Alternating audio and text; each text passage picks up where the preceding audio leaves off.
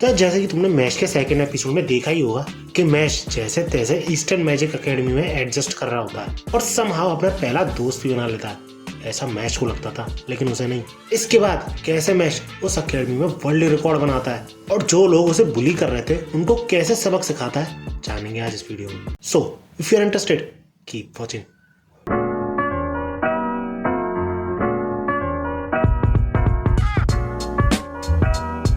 तो यार ये सीन तब का है जब सारे स्टूडेंट्स को बड़े ग्राउंड में ले आया जाता है और उनसे ब्रूम को यानी झाड़ू को फ्लाई कराने की, उस पर राइड करने की प्रैक्टिस कराई जाती है। एग्जैक्टली जैसे हैरी पॉटर में हुआ था। बट क्योंकि मैश मैजिक लेस था तो ऑब्वियसली वो झाड़ू को नहीं उड़ा पाता, जिस पे एक बंदा उसका मजे लेने लग जाता है कि भैया क्या सोच के आए हो तुम यहाँ पे, तुम इतना भी नहीं कर पा रहे थे। इसके बाद मैश जमीन में बहुत तेजी से पैर मारता है और झाड़ू अचानक से उछल के उसके हाथ में आ जाती है। उसके बाद वो फ्लाई बोलता है, जिस पे उस बंदे का रिएक्शन देखो। पर क्योंकि मैश ने फ्लाई बोलने से पहले ही झाड़ू हाथ में ले ली थी तो ऑब्वियसली इस चीज को वो बंदा चीटिंग मानता है और अपने आप को बढ़िया प्रूफ करने के लिए मैश को चैलेंज देता है रेस के लिए। और बंदा अपने आप पे काफी ज्यादा कॉन्फिडेंस होता है क्योंकि वो मिडिल स्कूल से ही ब्रूम को राइड कर रहा है और जो टीचर उनकी रेस करा रही होती है उसे भी मैश के हारने की ही उम्मीद होती है। पर भाई साहब मैश पलक झपकते ही रेस जीत जाता है और वो बंदा वहीं स्टार्टिंग लाइन पे ही खड़ा रह जाता है with this kind of face. और टीचर भी बौखला जाती है कि भैया वर्ल्ड रिकॉर्ड सेट हो चुका है, वर्ल्ड रिकॉर्ड। अब ज्यादातर स्टूडेंट्स को तो पता ही नहीं था कि क्या हुआ वहां पर, लेकिन फिन यानी ये बंदा इसने साफ साफ देखा कि मैश ने क्या किया। सबसे पहले मैश ने रेस स्टार्ट होते ही उस झाड़ू को बड़ी तेज स्पीड में फेंका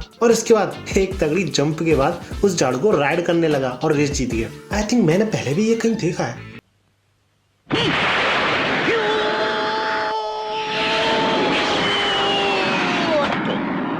अब रेस जीतने के बाद मैश उस बंदे के मजे लेने लग जाता है कि पुअर गाय है, मुझे बहुत बुरा लग रहा है तुम्हारे लिए। लेकिन तभी एक बंदा उन दोनों के बीच कन्वर्सेशन पर कूद पड़ता है और मैश से दोस्ती करने की बोलता है। लेकिन पता नहीं क्यों सारे स्टूडेंट्स उस बंदे से डर रहे होते हैं एंड एट द एंड वो मैश से स्कूल के बाद मिलने की बोलता है। जिसके बाद जब मैश विन से ये पूछता है कि कौन था ये बंदा, तो विन ये बताता है कि वो एक वीआईपी का सन है जो कि काफी ज्यादा पावरफुल पर्सन है। सिंपली अगर तुम उसके अगेंस्ट में खड़े हो गए तो तुम 101% एक्सपेल्ड हो गए। मैंने ऐसा खुद कई सारे स्टूडेंट्स के साथ होते हुए देखा है मिडिल स्कूल में। और जब स्कूल खत्म हो जाता है तो मैश स्क्रीन पॉप बनाने में लग जाता है और ये सोच रहा होता है कि यार कुछ भूल रहा हूँ मैं।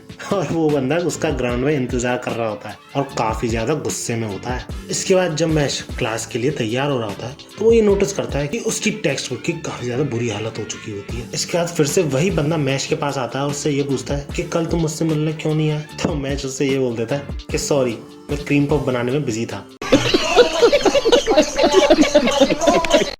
अब इस बात पे बंदे को गुस्सा तो आती है, लेकिन वो जैसे तैसे उस गुस्से को गटक लेता है और मैश से ये बोलता है कि मैंने सुना है तुम डिवाइन विजनरी बनने की सोच रहे हो। मेरी काफी अच्छी खासी जान पहचान है वैसे वाइस प्रिंसिपल से, अगर तुम मैं जो बोलूँ वो करोगे तो मैं तुम्हारी बात भी कर सकता हूँ उनसे। जिस पे मैश काफी ज्यादा खुश और बिना कुछ सोचे समझे उसको हाँ बोल देता है। लेकिन इसके बाद मैश उससे ये पूछता है कि मेरे लिए ही ऐसा क्यों। तो इस पे वो बंदा ये बोलता है कि मुझे अच्छा लगता है दूसरे लोगों की हेल्प करना और तुम काफी ज्यादा फनी भी लगते हो, लेकिन मैं तुम्हारे लिए फ्री में नहीं करूंगा क्योंकि लोगों को फिर शक होगा। जिस बात से मैश भी एग्री कर जाता है और इसके बाद वो बंदा कई सारे काम कराता है मैश से, बैग उठाना, जूते साफ कराना, मसाज करवाना। और इन सब चीजों के अलावा मैश की जो टेक्स्ट बुक है वो भी हर बार पता नहीं किसी रीजन से बहुत बुरी हालत में मिलती है उसे। अब भैया मैश के पास क्योंकि सिर्फ एक ही दोस्त था तो वो उससे टेक्स्ट बुक शेयर करने की पूछता है, जिस पे फिन काफी डिप्रेस्ड फेस के साथ मना करता है। बट फिर भी मैश उसके साथ बैठ जाता है और उससे ये बोलता है कि मैं काफी ज्यादा खुश हूँ तुम्हारे जैसे बंदे के साथ दोस्ती करके। और इस चीज को सुनकर फिन और भी ज्यादा दुखी हो जाता है। इसके बाद जाके हमें ये रिवील होता है कि मैश की बुक्स को कौन जला रहा था, वो था फिन। और उससे ये सब करवाने वाला वही बंदा था और वो अगली बार फिन से उसका रोब जलाने की बोलता है, यानी वो कोट सा जो होता है, जिस चीज पे फिन काफी ज्यादा हिम्मत जोड़ के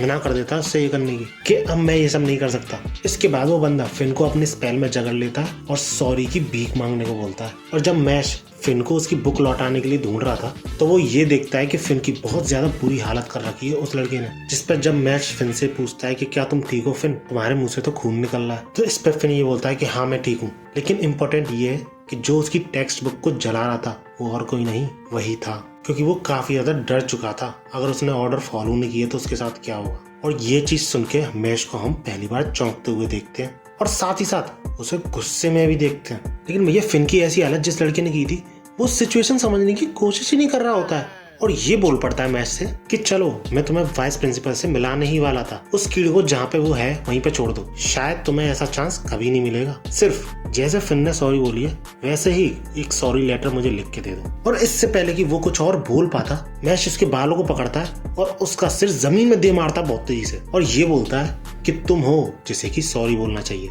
और ये देख के उस लड़के के साथियों के होश उड़ जाते हैं, पसीने छूट जाते हैं कि भैया ये क्या किया इसने। और फिन भी यही बोल रहा होता है कि तुम एक्सपेल हो जाओगे, लेकिन मैश थोड़ा सोच के ये बोलता है अरे हाँ यार, एक्सपेल भी हो सकता हूँ मैं ऐसा करके।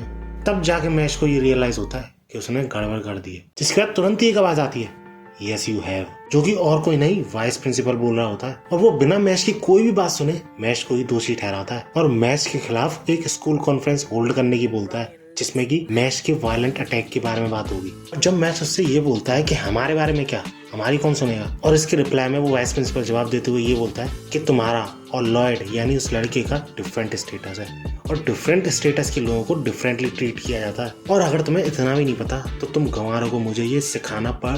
इतना ही बोलने के बाद उसकी बात खत्म होने से पहले मैश उस पर अटैक कर देता है। सोच रहे हो वाइस प्रिंसिपल पर अटैक कर रहा है मैश, तुम में इतनी हिम्मत है तुम कर दो। जिसपे वहां पे खड़े सारे स्टूडेंट्स इंक्लूडिंग फिन सब शॉक हो जाते हैं कि यही कर क्या रहा है वाइस प्रिंसिपल के साथ भी। जिसपे मैश भी लाइक हमारी बात ही नहीं सुन रहा है ससुरा।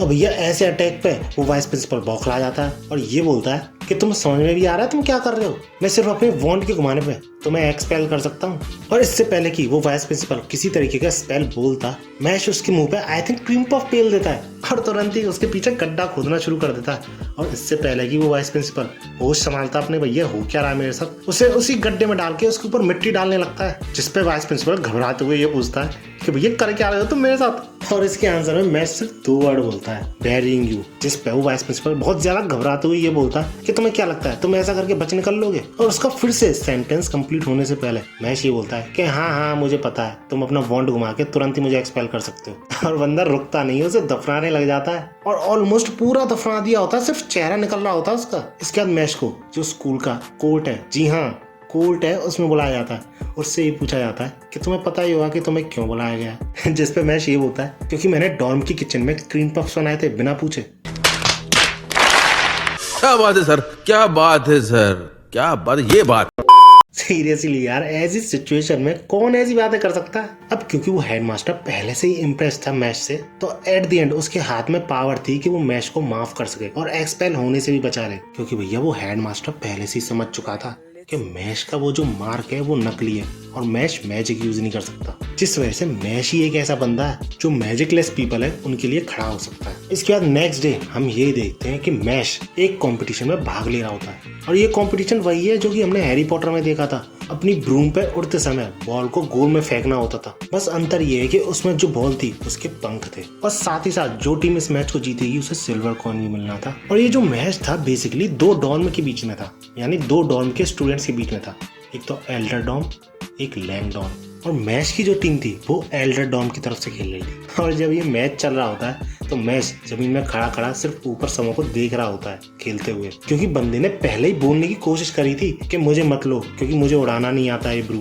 और ऐसा ही कहते हुए हमें पिछले दिन का सीन दिखाया जाता है जिसमें कि टॉम नोवेल्स नाम का बड़ा ही मोटिवेटेड बंदा मैच के पीछे लग जाता है कंपटीशन में हिस्सा लेने के लिए। और जब मैच ये बोलता है कि मुझे ब्रूम उड़ाना नहीं आता तो उसकी बात का यकीन ही नहीं करता, क्योंकि याद है मैच ने रेस भी जीत रखी है ब्रूम से, इवन वर्ल्ड रिकॉर्ड भी बना रखा है। और ऐसे ही बिना मैच की कोई भी बात सुने वो उसे अपनी टीम में ले लेता है। जिसके बाद टॉम यानी वही बंदा मैच के पास आता है शांति से और ये बोलता है चिल्ला के कि भैया ट्राई भी नहीं कर रहे हो तुम, क्यों नहीं कर रहे हो, तुमने मुझसे प्रॉमिस नहीं किया था कि हम दोनों नंबर 1 बन के रहेंगे। जिस पे मैच बोलता है मैंने तो नहीं किया। और मैच को काफी ज्यादा समझाने के बाद, रूल्स क्लियर करने के बाद जब वो वापस उड़ने जा रहा होता है खेलने के लिए, तो तभी दूसरी टीम का प्लेयर उसे धक्का देके गिरा देता है, ये बोलते हुए कि सॉरी ये पर्पसली नहीं किया था मैंने। इसके बाद हमें स्कोर बोर्ड दिखाया जाता है जिसमें कि एल्डर डॉर्म काफी ज्यादा पीछे चल रहा होता है और यहाँ क्रिटिकल सिचुएशन भी थी क्योंकि कैप्टन ही इंजर हो चुका था। इसके बाद वो कैप्टन काफी सीरियसली बात करता है मैच से और ये बोलता है कि हम कुछ ज्यादा ही बुरे दिख रहे हैं, कुछ ज्यादा टाइम भी नहीं बचा है,